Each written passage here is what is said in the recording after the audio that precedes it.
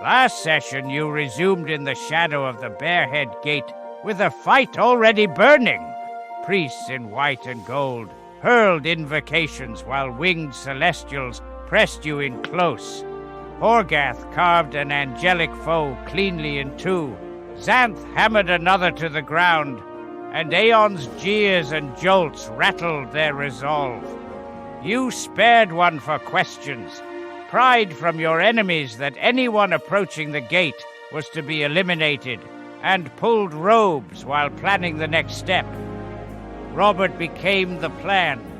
Wrapped in glamoured vestments and a dusting of disguise, he stepped through the gate onto a trampled prairie below a mountain, clocked a diva, a unicorn, and 2 priests braced for trouble, and sold the lie that the far side was secure and worth looting.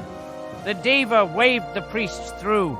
Robert slipped back first, hissed incoming 2 priests, and you sprang. Xanth's spectral vines pinned both. Arrows and hammers did their work, and you took their cloaks for the next push. You stormed the Beastlands. The unicorn charged Horgath, hooves drumming as its horn flashed, and a diva descended through radiant brilliance. The angel's aura gnawed at anyone who closed, but Niven's sanctified guardians blunted it. Xanth soaked the worst and dragged attention. Horgath stabbed again and again, and Aeon's spiteful words cut into the diva's focus. Niven locked the unicorn in place with binding magic. Robert loosed a perfect shaft that drilled through the unicorn's skull and knocked its horn free to stand upright in the turf.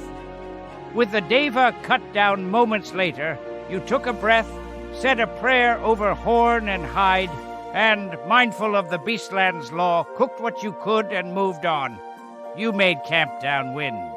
An elk pursued by 4 lionesses barreled into your firelight. Niven vanished the elk mid-stride. Horgath felled a single hunter, and the rest wheeled away. The fallen lioness shuddered and reshaped into a newborn elk that staggered upright and fled. A living lesson in the plains' balance of predator and prey.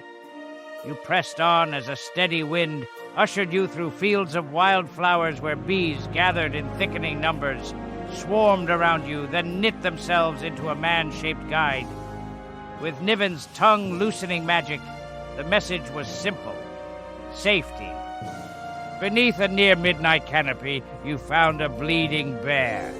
Niven healed it, and the beast bent a foreleg and bowed its head in thanks before lumbering off.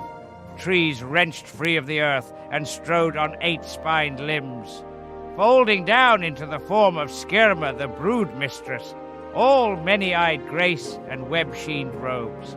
She welcomed you and named the crisis. A purist faction from Mount Celestia was hunting beast lords as abominations.